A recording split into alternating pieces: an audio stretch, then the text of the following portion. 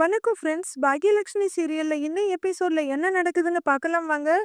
அந்த குடிகார கவுன்சிலர் அவங்க அல்ல கையெல்லாம் போனதுக்கு அப்புறம் பாக்யா கிளம்பி வீட்டுக்கு வர்றாங்க. அவங்க மனசுக்குள்ள அவங்க பண்ண அட்ராசிட்டி தான் வருது. வண்டியை நிறுத்துறவங்க இதுதான் கடைசி வாய்ப்பு. எல்லாரும் வேணான்னு சொன்ன பிறகும் இந்த ரெஸ்டாரண்ட் ஆரம்பிச்சிருக்கேன். யாரோ ஒரு கவுன்சிலருக்காகலாம் இதை காலி பண்ண கூடாது. இது மட்டும் இல்ல, இதை விட பெரிய பிரச்சனை வந்தாலும் சமாளிச்சு ரெஸ்டாரண்ட்டை நடத்தி தான் ஆகணும். இழந்த எல்லாத்தையும் மீட்டு தான் ஆகணும் அப்படின்னு மனசுக்கு ஆறுதல உறுதியா சொல்லிக்கிற பாக்யா மறுபடியும் வண்டியை எடுக்கிறாங்க. வீட்ல ஈஸ்வரி தூங்காம பல்ல கடிச்சிட்டு சோஃபாலேயே உட்கார்ந்துருக்காங்க. பாக்யா வீட்டு முன்னாடி வந்து வண்டியை நிறுத்திட்டு இறங்கி வந்து கேட்டை திறக்கிறதுக்கு முயற்சி பண்றாங்க. அவங்க ட்ரை பண்றாங்க, ஓபன் ஆகல. என்ன, உள்ளர பூட்டி இருக்காங்க அப்படின்றவங்க மறுபடியும் தள்ளி பார்த்துக்கிட்டு கேட்டை பூட்டுற பழக்கமே இல்லையே அப்படின்னு தனக்கே சொல்லிக்கிட்டு காலிங் பெல் அடிச்சிட்டு இருக்காங்க. பெல் சத்தமே கேட்கல, உள்ளர சுவிட்ச் ஆஃப் பண்ணி வச்சிருக்காங்களா அப்படின்னு யோசிக்கிறவங்க பேக்ல இருந்து கால் பண்ணலாமான்னு மொபைல பார்க்க, ஐயோ ஃபோன் வேற சுவிட்ச் ஆஃப் ஆயிருச்சா அப்படின்னு தனக்குத்தானே சொல்லிக்கிட்டு கேட்டை தட்டுறாங்க.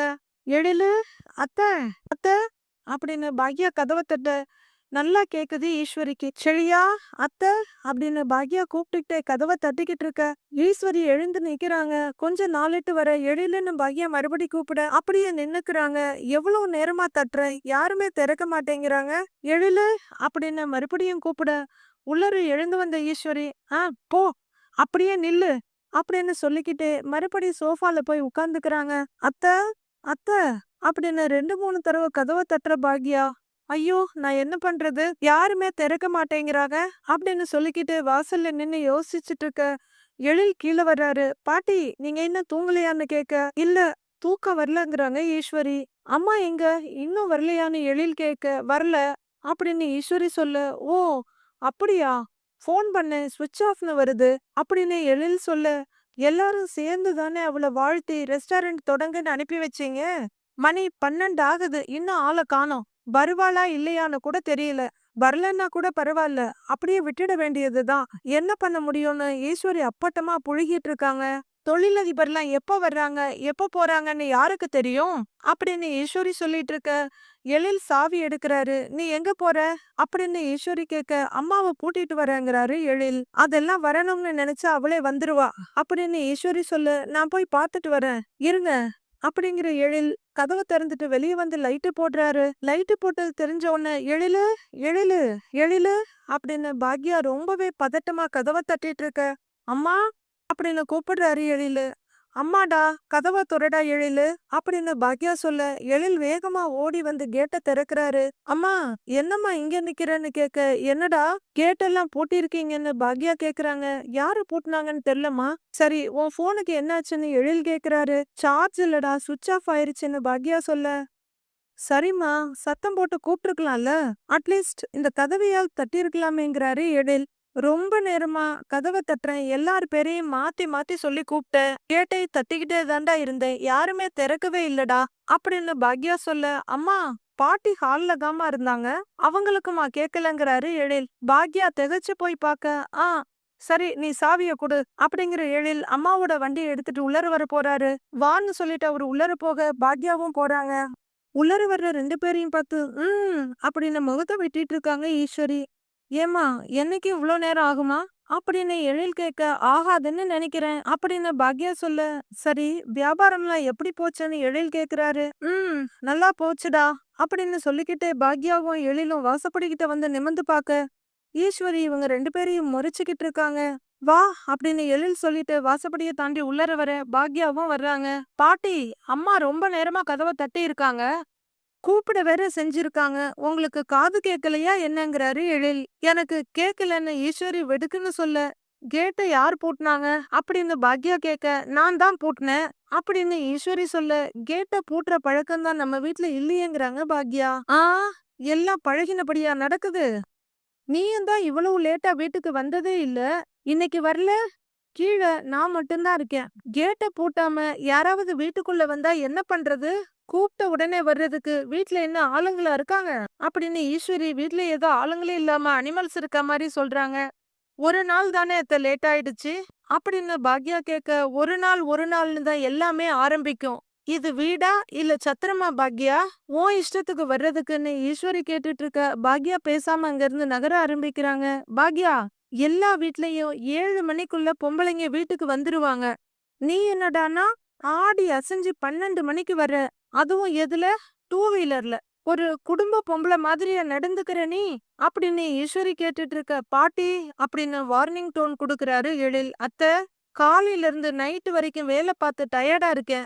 இந்நேரத்துக்கு நான் வந்து உங்ககிட்ட குடும்ப பொம்பளையா இல்லையான்னு நிரூபிச்சிட்டு இருக்க முடியாது அப்படின்னு பாக்யா சொல்ல, கேட்ட கேள்விக்கு பதில் சொல்லாம திமிரா பேசிட்டு இருக்காத அப்படின்னு ஈஸ்வரி சொல்ல, நொந்து போற பாக்யா, திமிரா பேசல அத்த, நிஜமாவே எனக்கு டயர்டா இருக்கு, நான் போய் தூங்குறேன் அப்படின்னு பாக்யா சொல்ல, அம்மா நீ சாப்பிட்டியான்னு எழில் கேக்குறாரு. சாப்பிட்டேன் அப்படிங்கிற பாக்யா அங்கிருந்து போய்கிட்டு இருக்க. சாப்பிடலன்னா நீ உங்க அம்மாவுக்கு ஊட்டி விடுவியா அப்படின்னு ஈஸ்வரி கேட்க, பாட்டி என்ன பாட்டி, ஏன் இப்படி எப்ப பார்த்தாலும் கோவமாவே பேசுறீங்க அப்படின்னு எழில் கேட்க, உங்கள அவ கவனிச்சுக்கணும், நீங்க அவளை வச்சு கவனிச்சுக்கிட்டு இருக்கீங்க அப்படிங்கிற ஈஸ்வரி அங்கிருந்து போயிட, எழில் மட்டும் அங்கேயே யோசனையா நிக்கிறாரு. மறுநாள் பொழுது விடியுது. ஈஸ்வரி காலங்காத்தாலேயே பஞ்சாயத்தை கூட்டி வச்சு எல்லாரையும் உட்கார வச்சிட்டு இருக்க. பாட்டி இங்க பாருங்க, அம்மா ஒண்ணும் சின்ன குழந்தை கிடையாது. அம்மா லேட்டா வந்ததை வச்சு ஒரு பெரிய பிரச்சனைய கிரியேட் பண்றது கொஞ்சம் கூட அவசியமே கிடையாது அப்படின்னு எழில் சொல்ல, ஏன் பாட்டி ஏதோ பெரிய பிரச்சனை மாதிரி அப்பாவெல்லாம் எதுக்கு வர சொன்னீங்கன்னு செடியன் கேக்குறாரு. உங்ககிட்ட பேசினா மதிக்கவா செய்றீங்க? சப்போர்ட் பண்ணதான் செய்றீங்க. அதான் கோபிய வர சொல்லியிருக்கேன். அவனாவது நான் சொல்றத புரிஞ்சுக்குவானான்னு பாப்போம் அப்படின்னு ஈஸ்வரி சொல்லிட்டு இருக்க. கோபி பரபரப்பா வந்துகிட்டு இருக்காரு. பாக்கலான்ற மாதிரி எழிலும் செல்லியனும் தலையாட்டிட்டு இருக்காங்க. வேகமா வந்து எல்லாரையும் ஒரு பார்வை பாக்குற கோபி, அம்மா ஏம்மா என்னாச்சு, எதுக்கு நீ அர்ஜென்ட்டா வர சொன்னீங்கன்னு கேக்குறாரு. எழுந்து நிக்கிற ஈஸ்வரியோட கைய தொட்டு பார்த்து, உடம்பு ஏதாவது சரியில்லையா, என்னாச்சுன்னு பதறாரு அவரு. 12:30 மணியை தாண்டினதுக்கு அப்புறம் எந்த பொம்பளையாவது வீட்டுக்கு வருவாளாடா அப்படின்னு ஈஸ்வரி கேட்க, 12:30 மணிக்கா, என்ன சொல்றீங்க, எனக்கு ஒன்னும் புரியலையேங்கிறாரு கோபி. அம்மா நேத்து வீட்டுக்கு வரும்போது 12:30 தாண்டிருச்சான். பாட்டி அது ஒரு பெரிய பிரச்சனையா சொல்லிக்கிட்டு இருக்காங்க அப்படின்னு செழியன் சொல்ல, ஆடி அசைஞ்சு வர்றாடாவ அப்படின்னு ஈஸ்வரி சொல்ல, பாக்யாவை பத்தி பேசவா என்னை அவசரமா வர சொன்னீங்க அப்படின்னு கோபி கேட்க, ஆமா பேச வேண்டாமா, ஊர் உலகத்துல எங்கேயாவது இப்படி ஒண்ணு நடக்குமாடா அப்படின்னு ஈஸ்வரி கேட்க, என்னம்மா நீங்க, எல்லாம் தெரிஞ்சவங்க நீங்க, பிசினஸ் நடத்தும் போது, ஹோட்டல் நடத்தும் போது இந்த மாதிரி எல்லாம் லேட் ஆகுறதெல்லாம் சகஜம்தாம்மாங்கிறாரு கோபி. அப்படியெல்லாம் சொல்ல முடியாதுடா, அவ 8 மணிக்கு முன்னாடி வீட்டுக்கு வரணும், அப்படி இருந்தாதான் அந்த இட்லி கடையை நடத்தணும். கோபி நீ கூப்பிட்டு அவகிட்ட சொல்லு அப்படின்னு ஈஸ்வரி ஆர்டர் போட, நான் எப்படி சொல்றது, எனக்கு என்ன உரிமை இருக்குன்ற மாதிரி கோபி பாக்க, லேட்டா வரக்கூடாதுன்னு சொல்லுடா அப்படின்னு ஈஸ்வரி சொல்ல, யாரு, நான் எந்த உரிமையில பாக்யா கிட்ட பேச சொல்றீங்க அப்படின்னு கோபி வாய் விட்டே கேட்டுறாரு. பிள்ளைங்களோட அம்மாடா அவ, அந்த உரிமையில நீ பேசிதான் ஆகணும். அவ பதிலுக்கு ஏதாவது சொன்னான்னா அத நான் பாத்துக்கிறேன் அப்படின்னு ஈஸ்வரி சொல்ல, ஐயோன்னு நிக்கிறாரு கோபி. பாட்டி நீங்க ஓவரா பண்றீங்க அப்படின்னு எழில் சொல்ல, டேய் எல்லாம் எனக்கு தெரியும், நீ பேசாம இரு, தள்ளு அப்படின்னு கோபியும் எழிலையும் தள்ளி விட்டுட்டு ஈஸ்வரி வேகமா போறாங்க. அம்மா அப்படின்னு கோபியும் பாட்டின்னு எழிலும் கூப்பிட்டுட்டு இருக்க. நேரா மாடிப்படிக்கிட்ட போய், பாக்யா பாக்யா அப்படின்னு கத்திக்கிட்டு இருக்காங்க ஈஸ்வரி. என்னடா இது அப்படின்னு எழில் செலியன் கிட்ட நொந்துகிட்டு இருக்காரு. வேகமா படி இறங்கி ஓடி வர்றாங்க அமிர்தா. பாக்யா எங்க, இன்னும் எந்திரிக்கலையான்னு ஈஸ்வரி கேட்க, இல்ல பாட்டி, அம்மா அப்பவே எழுந்துட்டாங்க அப்படின்னு அமிர்தா சொல்ல, அப்ப ஏன் நான் கூப்பிட கூப்பிட பதில் கொடுக்காம இருக்கா, அந்த அளவுக்கு திமிராயிடுச்சா அவளுக்கு, போ நீ மேல போய் அவளை கூட்டிட்டு வா அப்படின்னு ஈஸ்வரி சொல்ல, பாட்டி அம்மா வீட்ல இல்ல அப்படின்னு மெதுவா அமிர்தா சொல்றாங்க. ஏன் எங்க போயிட்டான்னு ஈஸ்வரி கேட்க, அவங்க அப்பவே ரெஸ்டாரண்ட்டுக்கு போயிட்டாங்க அப்படின்னு அமிர்தா கொஞ்சம் பயத்தோட சொல்ல, காலையில 6 மணில இருந்து நான் இங்கதான் உட்கார்ந்து இருக்கேன், எப்ப போனா அவன்னு ஈஸ்வரி கேட்க, இல்ல பாட்டி காலையில ஒரு 4:30 மணிக்கே அம்மா போயிட்டாங்க அப்படின்னு அமிர்தா சொல்ல, எழில் பக்கத்துல வந்து நிக்கிறாரு. யார்கிட்ட சொல்லிட்டு போனா அப்படின்னு ஈஸ்வரி கேட்க, யார்கிட்ட சொல்லணும் பாட்டி அப்படின்னு எழில் கேட்க, 12:30 மணிக்கு தான் வீட்டுக்கு வந்தவ 4:30 மணிக்கு கிளம்பி போயிருக்கா, அப்போ 4 மணி நேரம் தான் அவ வீட்டுல இருப்பாளா அப்படின்னு ஈஸ்வரி பஞ்சாயத்து கட்டிட்டு இருக்க. பாட்டி விடுங்களேன், பஞ்சாயத்து கேட்டு கேட்டு எனக்கு தலையே வலிக்குதுங்கிறாரு செழியன். அத பத்தி எனக்கு கவலையே இல்ல, ஜெனி அவளுக்கு போன் பண்ணி வர சொல்லு, இன்னைக்கே பேசி இந்த பிரச்சனைக்கு ஒரு முடிவு கட்டுறேன் அப்படின்னு அடங்காப்பிடாரு ஈஸ்வரி சொல்ல, எல்லாரும் ஈஸ்வரியவே பாக்குறாங்க. அம்மா நீங்க ஏம்மா எதுக்குமா இவ்வளவு டென்ஷன் ஆகுறீங்க? பாக்யா என்ன சின்ன குழந்தையா? திரும்ப திரும்ப அதே பிரச்சனைய பேசுறதுனால எந்த பிரயோஜனமும் இருக்க போறதில்ல. பாக்யாவுக்கு எது தோணுதோ அவ வழியில விட்டுருங்கம்மா ப்ளீஸ். அப்படின்னு கோபி சொல்ல, டேய் அந்த கதையெல்லாம் வேண்டாம் அப்படின்னு ஈஸ்வரி சொல்ல, அதுக்காக நீங்க ஏதோ அவசரமா ஃபோன் பண்ணீங்க. அதனால தான் நான் ஓடி வந்தேன். இன்னொரு 1/2 அன் ஹவர்ல ஒரு இம்பார்ட்டன்ட் மீட்டிங் இருக்கு. நான் கிளவுட் கிச்சன் போற நேரத்துல இந்த மாரி எல்லாம் பேசிக்கிட்டு இருக்க முடியாதும்மா. அப்படின்னு கோபியும் கொஞ்சம் சுருக்குன்னு சொல்ல, சரிடா இப்ப உனக்காக நான் இத விடுறேன். ஆனா சாயங்காலம் அவ வீட்டுக்கு வருவாள்ல, அப்ப இத பேசிதான் ஆகணும். பேசி இந்த பிரச்சனைய முடிக்க விடாம நான் ஓய மாட்டேன். யார் என்ன நெனச்சாலும் சரி, யாருக்கு நான் பேசுறதுனால தலைவலி வந்தாலும் சரி, நான் பேசத்தான் செய்வேன். தள்ளு அப்படின்னு கோபி அம்மா அம்மான்னு கூப்பிட்டுட்டு இருக்க சட்டையே பண்ணாம அவங்க ரூம்குள்ள போறாங்க ஈஸ்வரி. பாக்குற நமக்கே பயங்கர எரிச்சலா இருக்குது.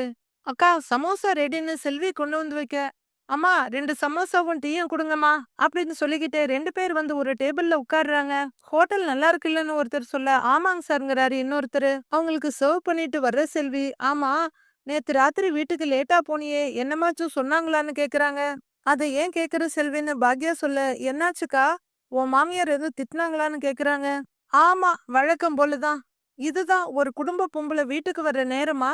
அது இதுன்னு ஏதேதோ சொன்னாங்கங்கறாங்க பாக்யா. அந்த கவுன்சிலர் மட்டும் வரலனா நாம சீக்கிரமே வீட்டுக்கு போயிருக்கலாம் அப்படின்னு செல்வி சொல்ல, இனிமே அவரு வராம இருக்கணும், தொந்தரவு பண்ணாம இருக்கணும். நான் ஓனர் கிட்ட பேசுறேங்கிறாங்க பாக்யா. அப்போ சாப்பிட்டு முடிச்ச ஒருத்தர், அம்மா எவ்வளவுமா ஆச்சுன்னு கேக்குறாரு. ஒரு டீ 2 பிஸ்கட் இல்ல 32 ரூபான்னு சொல்ல அவர் பணத்தை கொடுத்துட்டு போறாரு. பாக்யா அதை எழுதி வைக்க வர, அக்கா எனக்கு இன்னொரு சந்தேகம் அப்படின்னு செல்வி சொல்ல, சொல்லு உனக்கு மட்டும் எப்படி சந்தேகம் தீராம வந்துகிட்டே இருக்கு அப்படின்னு பாக்யா சொல்ல, என்னன்னு கேளுக்காங்கறாங்க செல்வி. பாக்யா என்னன்னு பாக்க, உன் மாமியாரு உன்கிட்ட கோவிச்சுக்கிட்டு கோபி சார் வீட்டுக்கு போச்சுல்ல அப்படின்னு செல்வி சொல்ல, ஆமாங்கறாங்க பாக்யா. நீ அவங்க பேச்ச மதிக்கிறது இல்லன்னு தானே போனாங்க அப்படின்னு செல்வி கேட்க, ஆமாங்கறாங்க பாக்யா. இப்பவும் மதிக்காம தானே இருக்க, அப்ப மறுபடியும் அவங்க வீட்டை விட்டு போகணும்ல அப்படின்னு செல்வி கேட்க, செல்வி அப்படின்னு அதட்டுறாங்க பாக்யா. அங்க வீட்ல யாருமே இல்லாததுனால அங்க அவங்களால நாட்டாமத்தனம் பண்ண முடியலையாட்டிருக்கு. அதனாலதான் திரும்பி இங்க வந்து உன்னைய போட்டு படுத்தி எடுக்கறாங்க அப்படின்னு செல்வி சொல்ல, பெருமூச்சு விடுற பாக்யா, இங்க பாரு செல்வி, இதுல சொல்றதுக்கு ஒண்ணும் இல்ல. அப்படிங்க போச்சுல்ல அவங்க மயங்கூட, அவங்க மயம்தானே முக்கியம் அவங்களுக்கு அப்படின்னு செல்வி சொல்ல, என்ன செல்வி இப்படி பேசுற? நான் எப்படி போங்கன்னு சொல்ல முடியும் அத்தைய? சொன்னா அத வச்சு ஒரு பிரச்சனை வரும். ஏற்கனவே எனக்கு பணத்திமிரு அந்த திமிரு அது இதுன்னு பேச்செல்லாம் வந்துருச்சு. சரி நீ போ வேலை பாரு போ அப்படின்னு பாக்யா சொல்ல, செல்வி உள்ளர போறாங்க. அமிர்தாவை தவிர மத்தவங்க எல்லாம் உட்கார்ந்து சாப்பிட்டுட்டு இருக்காங்க. ஈஸ்வரி வெறுப்பா உட்கார்ந்துருக்க. அமிர்தா எனக்கு உங்களை பார்த்தா பொறாமையா இருக்குங்கிறாங்க ஜெனி. என்னாச்சுன்னு அமிர்தா கேட்க, இவ்வளவு நல்லா சமைச்சிருக்கீங்களே அப்படின்னு ஜெனி சொல்ல, ஈஸ்வரி முறைக்கிறாங்க. அமிர்தா சூப்பரா இருக்கு உன் சமையல் அப்படின்னு எழில் சொல்ல, சந்தோஷமா சரின்னு தலையாட்டுறாங்க அமிர்தா. அமிர்தா உண்மையிலேயே சமையல் ரொம்ப டேஸ்டா இருக்குமா? Really you are a very good குக்குங்கிறாரு கோபி. ஏய் என்னடா நல்லா இருக்கு, இவ சமைக்கிறதுல என்ன நல்லா இருக்குன்னு ஆள் ஆளுக்கு பாராட்டிக்கிட்டு இருக்கீங்க அப்படின்னு ஈஸ்வரி கேட்க, அமிர்தா பாவமா பாத்துட்டு இருக்காங்க. சாப்பாடு நல்லா தானேம்மா இருக்கு, எவ்வளவு டேஸ்டியா இருக்கு, உங்களுக்கு பிடிக்கலையா அப்படின்னு கோபி கேட்க, மனுஷன் சாப்பிடுறதுக்கு சமைக்கிற மாதிரியா சமைச்சிருக்கா இவ அப்படின்னு ஈஸ்வரி சொல்ல, என்னன்னு திடுக்கிட்டு பாக்குறாரு கோபி. பாட்டி என்னாச்சு, ஏதாவது சரியில்லையா? ஏதாச்சும் இருந்தா என்கிட்ட சொல்லுங்க, நான் அடுத்த வாட்டி சமைக்கும் போது சரி பண்ணிடுறேன்னு அமிர்தா சொல்றாங்க. எல்லாத்துலயும் உப்பு அள்ளி போட்டிருக்கிற, இட்லியில கூட உப்பு தான், இட்லியில மாவு எந்த அளவுக்கு இருக்குதோ அந்த அளவுக்கு உப்பு அள்ளி போட்டிருக்கிற அப்படின்னு ஈஸ்வரி சொல்ல, இல்ல பாட்டி நான் கரெக்டா தான் உப்பு போட்டேங்கிறாங்க அமிர்தா. ஈஸ்வரி அமிர்தாவை மறைச்சிட்டு இருக்க, பாட்டி உப்பெல்லாம் கரெக்டா தான் இருக்கு அப்படின்னு செலியன் சொல்ல, இங்க எல்லாருக்குமே நாக்கு சரியில்லடா, உப்பு அள்ளி கொட்டி வச்சிருக்கா, இத எப்படி சாப்பிடுறது? இங்க பாரு சட்னில எண்ணெய ஊத்தணும், ஆனா இவ எண்ணெயில சட்னிய ஊத்தி வச்சிருக்கா. என்ன இதெல்லாம் சாப்பிட்டு சாப்பிட்டு நான் அப்படியே கொலஸ்ட்ரால்ல போகணும்னு நினைக்கிறியா அப்படின்னு டிராமாக்கார ஈஸ்வரி கேட்க, இனிமே நான் பார்த்து சமைக்கிறேன்னு பயத்தோட சொல்றாங்க அமிர்தா. என்னம்மா என்னாச்சு, எனக்கு என்னமோ எல்லாத்துக்கும் சாப்பாடு நல்லா தானே இருக்கு அப்படின்னு கோபி சொல்ல, பாட்டி இதுல எங்க என்ன இருக்கு, எண்ணெயே இல்லையே அப்படின்னு எழிலும் சொல்ல, ஐயோ நான் என்ன இவ தப்பு பண்ணிட்டா, இவளை புடிச்சு ஜெயில போடுங்க நான் சொன்னேன், எல்லாரும் இப்படி பாஞ்சுக்கிட்டு வர்றீங்க சப்போர்ட்டுக்கு அப்படின்னு ஈஸ்வரி சொல்ல, எல்லாரும் ஐயோன்ற மாதிரி பெருமூச்சு விட்டுட்டு இருக்காங்க. பிரச்சனை இருக்குன்னு சொன்னா அடுத்த தடவை அவ திருந்துவா. அதுக்காக தானே சொன்னேன். அது கூட உங்களுக்கெல்லாம் பொறுக்கலையா? அப்படின்னு ஈஸ்வரி சொல்ல, இவங்கிட்ட என்னடா பேசுறதுங்கிற மாரி எல்லாம் யோசிக்க, பாட்டி நீங்க ஆன்ட்டி மேல கோவமா இருக்கீங்களா? நீங்க அந்த கோவத்த தானே இப்ப அமிர்தா மேல காட்டுறீங்க. அப்படின்னு ஜெனி கேட்க, வந்துட்டா துப்பறியறதுக்கு. இங்க பாரு, எனக்கு யார் மேலயும் கோவம் இல்ல. இவ சமைக்கிறது எனக்கு பிடிக்கல. அதனால தான் சொன்னேங்கிறாங்க ஈஸ்வரி. பிடிக்கலன்னா அவங்களே சமைச்சு சாப்பிட்டுட்டு போக வேண்டியது தானே. அத விட்டுட்டு, இங்க பாரு சாம்பார்ல காயே போடல. வெறும் வெங்காயத்த போட்டு வச்சிருக்கா. அப்படின்னு ஈஸ்வரி சொல்ல, பாட்டி இது இட்லி சாம்பார். அப்படிதான் இருக்குங்கிறாங்க அமிர்தா. ஆ இட்லி சாம்பாரு, சட்னி சாம்பார்னு தனித்தனியா செஞ்சா எனக்கு பிடிக்காது. எல்லா காய்கறிகளையும் வெட்டி போட்டு சாம்பார் செய்யணும். அதுதான் சத்துங்கிறாங்க ஈஸ்வரி. இனிமே நான் சரியா சமைக்கிறேன். அப்படின்னு அமிர்தா சொல்ல, காலையில டிஃபனையே இந்த லட்சணத்துல செஞ்சிருக்கேன்னா மத்தியானம் லஞ்ச் எப்படி செய்ய போறியோ? அப்படின்னு ஈஸ்வரி கடுகடுக்க, பாட்டி எப்படி செய்யணும் என்ன செய்யணும்னு உங்ககிட்ட கேட்டுக்கிட்டே செய்யறேன். அப்படின்னு அமிர்தா சொல்ல, அதுலயும் ஒரு குத்தம் கண்டுபிடிக்கிற ஈஸ்வரி, எனக்கு வேற வேலையே இல்ல பாரு. அப்படின்னு கலெக்டர் வேலைக்கு போற மாதிரி சொல்றாங்க. இங்கேயே உட்கார்ந்து உனக்கு பாடம் எடுக்கிறதுக்கு. அப்படின்னு ஈஸ்வரி சொல்ல, முடியலடா சாமிங்கிற மாதிரி முகத்தை திருப்பிக்கிறாரு கோபி. பாட்டி இப்ப எதுக்கு தேவையில்லாம சின்ன சின்ன விஷயத்துக்கெல்லாம் டென்ஷன் ஆகுறீங்க? அப்படின்னு எழில் கேட்க, ஆமாப்பா நான் தேவையில்லாத விஷயத்துக்கெல்லாம் டென்ஷன் ஆகுறேன். அப்படின்னு ஈஸ்வரி கத்த, அம்மா என்னம்மா உங்க பிரச்சனை? அப்படின்னு கோபி கேட்க, சொன்னா எனக்கு பாக்யா மேல கோவம்னு எல்லாரும் சண்டைக்கு வருவீங்க. ஒரு குடும்ப பொம்பளையா காலையில என்ன பண்ணணும்னா, காலையில எந்திரிக்கணும். எல்லாருக்கும் சமைச்சு வைக்கணும். இல்ல அவளால முடியல, அமிர்தா தான் சமையல் பண்றானா, கூட இருந்து அவள கவனிக்கணும். யார் எக்கேடு கெட்டு போனா எனக்கு என்ன, யார் எதை தின்னா எனக்கு என்ன, எனக்கு எந்த கவலையும் இல்லைன்னு அவ பாட்டுக்கு போயிட்டா எப்படி? அப்படின்னு ஈஸ்வரி சொல்லிட்டு இருக்க, ஐயோ சாமின்னு பெருமூச்சு விடுறாரு செழியன். அம்மா அவ ஹோட்டல் பிசினஸ் நடத்திக்கிட்டு இருக்கா. பிசினஸ் பண்ணா அப்படித்தானேம்மா இருக்குங்கிறாரு கோபி. ஐயோ அந்த பிசினஸ்ங்கிற வார்த்தையவே சொல்லாதடா. ஊர்ல யாருமே பிசினஸ் பண்ணவே இல்லையா? இவ மட்டும்தான் பிசினஸ் பண்றாளா? ஒரு பொட்டி கடையை வச்சுக்கிட்டு அவ படுத்துற பாடு என்னால தாங்க முடியல. யாராவது பேசுங்கன்னு சொன்னா பேச மாட்டேங்கிறீங்க. நானே அவகிட்ட போய் பேசுறேன். நானே அவகிட்ட போய் சண்டை போடுறேன். கடைசியில நானே கெட்டவள் ஆயிடுறேன். என்ன மட்டும் அவ இந்த வீட்ல எடுத்தெறிஞ்சு பேசாம இருந்தா, இப்ப என்னையும் எடுத்தெறிஞ்சு பேச ஆரம்பிச்சுட்டா. இப்படியே தினமும் ஹோட்டல் ஹோட்டல்னு அவ போனான்னு வச்சுக்க, வீடு நாசமா போயிடுங்கிறாங்க ஈஸ்வரி. அம்மா என்னம்மா அப்படின்னு கோபி சங்கடமா கேட்க, நான் எதுவுமே சொல்றதுக்கு இல்ல. அப்புறம் நான் காலையிலேயே அபசகுணமா பேசிட்டேன்னு வேற சொல்லுவீங்க. ச்சே அப்படின்னு எழுந்து அவங்க பாட்டுக்கு போறாங்க. பாட்டி அப்படின்னு அமிர்தா தயங்கிட்டு கூப்பிடுறாங்க. தேவையில்லாம ஈஸ்வரிய ஓவரா தாங்குறதுனாலதான் அவங்க ஆட்டமா ஆடிக்கிட்டு இருக்காங்க. அமிர்தா நீங்க பாட்டி சொல்றதெல்லாம் பெருசா எடுத்துக்காதீங்க. நீங்க சமைச்ச எல்லாமே நல்லாதான் இருக்கு அப்படின்னு ஜெனி சொல்ல, ஆமா அமிர்தா சாப்பாட்டுல எல்லாம் எந்த பிரச்சனையும் இல்ல நல்லாதான் இருக்கு அப்படின்னு செழியன் சொல்றாரு. அமிர்தா அம்மாவை பத்தி தெரியாதா? குழந்தை மாதிரி அவங்க வேற ஏதோ ஒரு கோவத்துல இருக்காங்களா? அதுதான் உண்மையில காட்டுறாங்க. அவ்வளவுதான். இதெல்லாம் நீ பெருசா எடுத்துக்காத, ஒரி பண்ணாத. ஃபுட்டு சூப்பரா இருக்கு. சரி நீ ஏன் நிக்கிற? நீயும் வந்து சாப்பிடுவா, ஜாயின் பண்ணிக்கன்னு கூப்பிடுறாரு கோபி. இல்ல பரவாயில்ல நீங்க சாப்பிடுங்க அப்படின்னு அமிர்தா சொல்ல, இருக்கட்டும்மா வா வந்து உட்காரு சாப்பிடு வா அப்படின்னு கோபி சொல்ல, பிளேட் எடுன்னு செலியன் கிட்ட ஜெனி சொல்ல, அவர் பிளேட் எடுக்கிறாரு. எழில் அமிர்தா வந்து சாப்பிட சொல்லு அப்படின்னு கோபி சொல்ல, அமிர்தா வா வந்து உட்காரு வா அப்படின்னு எழில் சொல்ல, அமிர்தா உட்கார்றாங்க. ஆள் ஆளுக்கு அமிர்தாவுக்கு பரிமாறுறாங்க. பாட்டி சொன்னதெல்லாம் நீ மனசுல வச்சுக்காத சரியா? அப்படின்னு எழில் சொல்ல, அமிர்தா இன்னும் கலக்கத்தோடயே இருக்காங்க. ஏய் ரொம்ப சூப்பரா இருக்கு. அவங்கள விடு நீ சாப்பிடு அப்படின்னு எழில் சொல்ல, எல்லாரும் சாப்பிடுறாங்க. அமிர்தாவும் சாப்பிடுறாங்க. இங்க பாக்யாவும் செல்வியும் பாஞ்சு பாஞ்சு வேலை பார்த்துட்டு இருக்காங்க. நிறைய லேடிஸும் வந்து உட்கார்ந்து சாப்பிடுறாங்க. தோசையை ஊத்திட்டு இருக்க பாக்யா, செல்வி உன்னால மேனேஜ் பண்ணிக்க முடியலன்னு கேட்க, ஆ முடியும்க்கா நான் பாத்துக்கிறேங்கிறாங்க. கொஞ்சம் நான் அமிர்தாவுக்கு ஃபோன் பண்ணிட்டு வந்துடுறேன். பாத்துக்கன்னு சொல்லிட்டு பாக்யா இந்த பக்கம் வர்றாங்க. வணக்கம் மேடம்னு சொல்லிக்கிட்டு பில்டிங் ஓனர் வர, வாங்க சார் வணக்கம் சார்ங்கிறாங்க பாக்யா. பரவாயில்லையே ஆளுங்கெல்லாம் வர ஆரம்பிச்சிட்டாங்க போல இருக்கே அப்படின்னு அவரு சொல்ல, ஓரளவுக்கு வர ஆரம்பிச்சிருக்காங்க சார் அப்படின்னு பாக்யா சொல்ல, எதுக்குமா ஃபோன் பண்ணி பார்க்கணும்னு வர சொன்னீங்க அப்படின்னு அவரு கேட்க, சார் நேத்து ஒரு விஷயம் நடந்துச்சு, நைட்டு அந்த கவுன்சிலர் வந்தாரு அப்படின்னு பாக்யா சொல்ல, அப்படியா அப்படின்னு அவரு கேட்டுட்டு இருக்க, கடையை மூடுற நேரமா பார்த்து வந்தாரு, சாப்பாடு வேணும்னு சொன்னாரு, நான் இல்லன்னு சொன்னா கிளம்பவே இல்ல. முட்டை தோசை பண்ணி குடுங்க, அத பண்ணி குடுங்க, இத பண்ணி குடுங்கன்னு ரொம்பவே பிரச்சனை பண்ணாரு அப்படின்னு பாக்யா சொல்ல, ஆமான்னு செல்வின்னு சொல்ல, ஐயையோங்கிறாரு அவரு. அது கூட பரவாயில்லைங்க சார். அவங்களே முட்டைய வாங்கிட்டு வந்து குடுத்து, ஆம்லெட் போட்டு குடு, முட்டை தோசை போட்டு குடுங்கறாங்க. இங்க உட்கார்ந்துகிட்டு குடிக்கிறாங்க சார். இங்க பொம்பளைங்க இருக்காங்களேன்னு எந்த கவலையும் இல்லாம அவங்க பாட்டுக்கு வந்து குடிச்சிட்டு இருக்காங்க சார். அப்படின்னு செல்வி புலம்பி முடிச்சிடுறாங்க. ஒரு வழியா நாங்க அவங்கள அனுப்பி முடிச்சுட்டு வீட்டுக்கு புறப்படுறதுக்கே 12 ஆயிப்போச்சு. இதுக்கு மேல இந்த மாரி பிரச்சனையெல்லாம் பண்ணக்கூடாதுன்னு தயவு செஞ்சு அவங்க கிட்ட சொல்லுங்க சார். அப்படின்னு பாக்யா சொல்ல, ஐயையோ! என்னால எல்லாம் எதுவும் சொல்ல முடியாதுமாங்கிறாரு பில்டிங் ஓனர். அதிர்ந்து போற பாக்யா, இப்படி சொன்னா என்னங்க சார்ன்னு கேட்க, கடைய உங்ககிட்ட குடுத்தாச்சு. இதுக்கு மேல என்ன பிரச்சனை வந்தாலும் நீங்க தான் பாத்துக்கணுங்கிறாரு. நம்பிக்கையோட எதிர்பார்த்துட்டு இருந்த பாக்யா, அவரு சொன்ன வார்த்தைய கேட்டு அப்படியே அதிர்ந்து போய் நிக்கிறாங்க. மீதி என்ன நடக்க போகுதுன்னு நாளைக்கு பார்க்கலாம் ஃப்ரெண்ட்ஸ்.